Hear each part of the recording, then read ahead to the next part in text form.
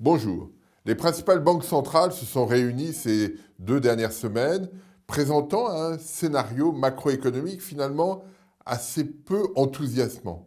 La Banque centrale européenne a très clairement indiqué que les mesures qu'elle prenait, de baisse de taux d'intérêt, d'accentuation du quantitative easing, on passe de 60 milliards à 80 milliards d'achats tous les mois, le TLTRO, cette procédure qui permet d'échanger des actifs bancaires contre de la liquidité banque centrale, va être sur une échelle très importante.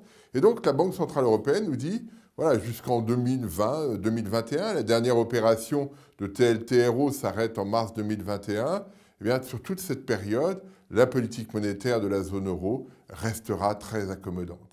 La Banque centrale américaine, la Federal Reserve, nous dit un peu le même message. Elle nous dit, en décembre, on était chaud bouillant, on était prêt à faire le nécessaire pour ajuster notre politique monétaire à un cycle économique très, très robuste.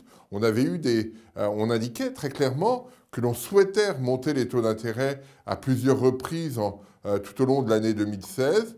Aujourd'hui, à la mi-mars, eh bien, on est beaucoup plus modéré dans notre perception de l'environnement, ce qui traduit le fait que l'économie américaine va plutôt bien, on le voit sur le marché de l'emploi, mais elle n'a plus cette capacité à amortir les chocs qui pourraient provenir de l'extérieur. C'est ça la nouveauté dans la conjoncture américaine, c'est que voilà, ça se passe plutôt bien, mais elle n'a plus cette capacité à orienter les choses de façon aussi forte que par le passé, et surtout à amortir les chocs extérieurs de façon suffisamment importante pour que ça ne perturbe pas l'économie. C'est pour ça que Janet Yellen et la Banque centrale américaine sont très attentifs à ce qui se passe à l'extérieur. C'est pas ça qui oriente leur politique monétaire, mais c'est le fait que l'économie interne n'a plus la capacité d'amortir le choc sans perturber durablement l'économie américaine.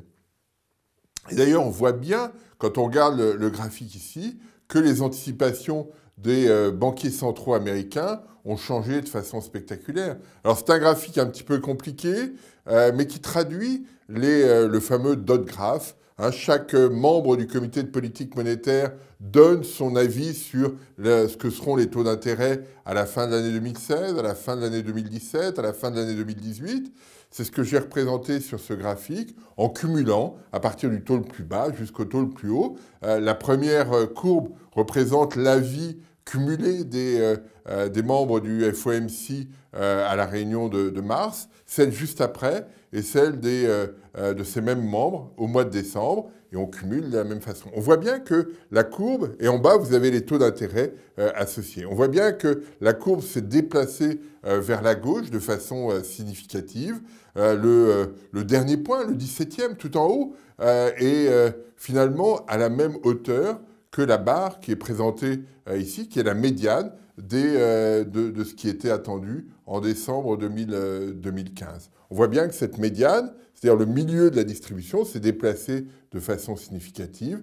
Les banquiers centraux américains ont modifié en profondeur leur perception de l'environnement. Ils ne croient plus à un cycle économique normal, ils s'interrogent sur la capacité de l'économie américaine à retrouver de l'allure, et ils sont inquiets aussi sur le fait qu'ils ne s'attendent pas à une accélération à venir de l'inflation. Et on voit ce déplacement pour l'année 2016, pour l'année 2017, pour l'année 2018. C'est-à-dire qu'on a un changement de perception assez fort. Alors, est-ce que ce graphique traduit ce que fera la Banque centrale américaine? Non.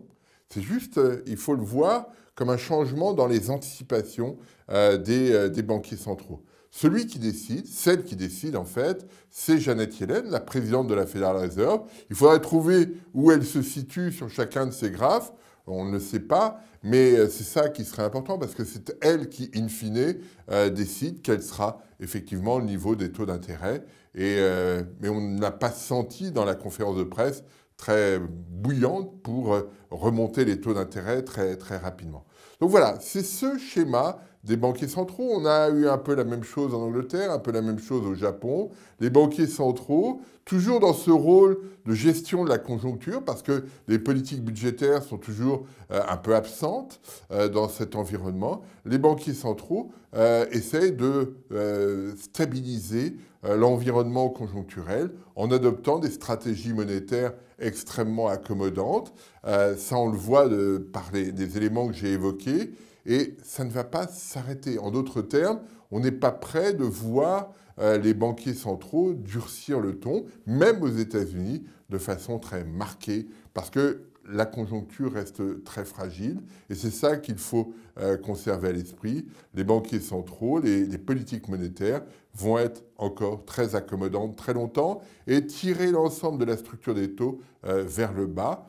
Et en Europe, on aura même, d'après ce que nous a dit la BCE, des achats d'obligations d'entreprises non bancaires, c'est-à-dire qu'on va avoir aussi sur ces taux d'intérêt des replis significatifs. Voilà, on est dans un environnement de croissance faible, d'inflation réduite, et les banquiers centraux réduisent au maximum les contraintes qui pèsent sur cette activité. C'est à la fois rassurant, mais extrêmement inquiétant, parce qu'on voit bien que les taux d'intérêt sont très bas depuis très longtemps, que l'impact macroéconomique a été assez réduit. On pousse encore un petit peu le bouchon, mais est-ce qu'on peut en attendre beaucoup? Je ne suis pas certain. On a un peu l'impression qu'on met une dose de morphine supplémentaire aux économies, en espérant qu'une fois que l'effet de la morphine se sera dissipé, d'ici quelques années, eh bien l'économie aura retrouvé une allure un peu plus robuste. C'est un pari très audacieux. Je vous remercie.